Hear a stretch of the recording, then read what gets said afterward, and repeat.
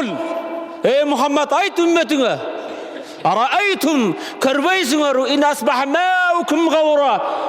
Sularыңар көріп тұрған суларыңа жерге сіңіп кетсе. Ya'tikum bima'in ma'in. Kim sizlerge su alıp geledi? Kim sizlerge su beredi? Kölді bergen kim? Урматтуу мусулман bir туған. Қанша емелер сулары жерге сіңіп кетіп атады.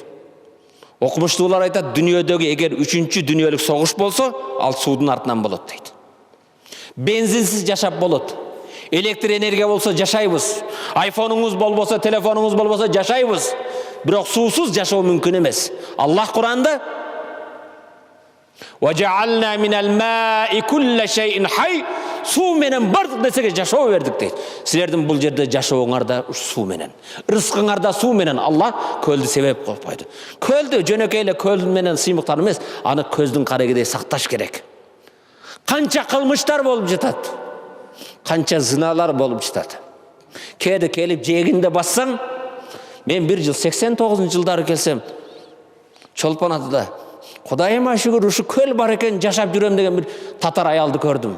Башкыр аялды көрдүм. Асыма менен ореткен келсем ушул жерде аягым. Алхамдулилла, Аллах ушул жер жараткан дейт.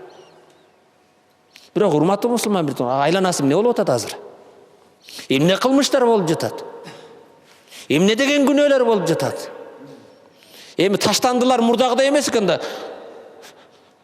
Жалбыраак башка болсо чирип, жер семирткү болуп жок болуп кетет. Бүгүнкү пакеттер, пластиктер, башкалар, туурабы? Кайдыгербизби? Жок, кел, мен айтам да, бирөө сураган экен да, данышманданчы.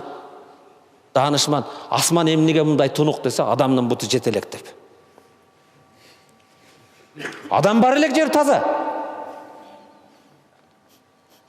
Кеде аятты окуйбуз, ой жүгүтпөз да. Кул араайтум асбаха ма'ухум гавран фама я'тикум бима'ин мa'ин. Айткын Мухаммед үмметиңе, эгер ичип аткан сууларыңар, түшүп аткан сууларыңар жерге сиңип кетсе, ким алып келет сууну? Kim берет?